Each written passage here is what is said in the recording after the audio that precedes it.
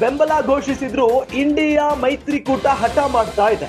ಸರ್ಕಾರ ರಚನೆಗೆ ಪಟ್ಟು ಬೆಳೆದ ಇಂಡಿಯಾ ಮೈತ್ರಿಕೂಟದ ನಾಯಕರು ತೆರೆಮರೆಯಲ್ಲಿ ಸರ್ಕಾರ ರಚನೆಗೆ ಇಂಡಿಯಾ ನಾಯಕರು ಕಸರತ್ತನ್ನ ನಡೆಸ್ತಾ ಇದ್ದಾರೆ. ನಿನ್ನೆಯಿಂದಲೇ ಆಪರೇಷನ್ ಸರ್ಕಾರ ರಚನೆಗೆ ಸೀಕ್ರೆಟ್ ಚಾಲನೆ ಸಿಕ್ಕಿದೆ.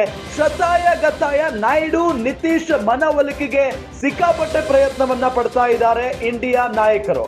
ಖರ್ಗೆ, ಪವಾರ್, ರಾಹುಲ್ ಗಾಂಧಿ ಮೂವರಿಂದ ಸಿದ್ಧವಾಗಿದೆ ಸ್ಟ್ರಾಟಜಿ.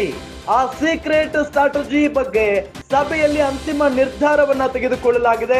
ಇಂಡಿಯಾ ಮೈತ್ರಿಕೂಟ ಹಾಗೂ ಎನ್ಡಿಎ ನಾಯಕರ ಮೀಟಿಂಗ್ ನಡೆದಿದೆ. ಎರಡು ಒಕ್ಕೂಟಗಳಿಂದ ನಡೀತಾ ಇದೆ ಕ್ರೂಷಿಯಲ್ ಸಭೆ.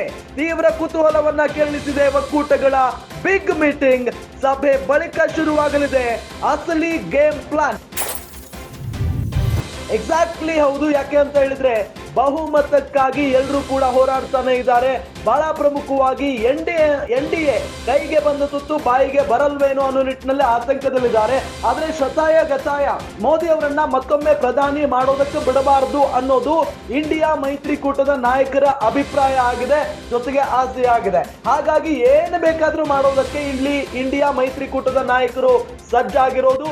ಹಾಗಾಗಿನೇ ಬಹಳಷ್ಟು ಸಭೆಗಳನ್ನ ನಡೆಸ್ತಾ ಇದ್ದಾರೆ. ಚಂದ್ರಬಾಬು ನಾಯ್ಡು ಅವರನ್ನ ಜೊತೆಗೆ ನಿತೀಶ್ ಕುಮಾರ್ ಅವರನ್ನ ಹೇಗಾದ್ರೂ ಮಾಡಿ ತಮ್ಮತ್ತ ಸೆಳೆಯೋದಕ್ಕೆ ನೂರಾರು ಪ್ಲಾನ್ ಗಳನ್ನ ಮಾಡ್ತಾ ಇದ್ದಾರೆ ಇಂಡಿಯಾ ಮೈತ್ರಿಕೂಟದ ನಾಯಕರು.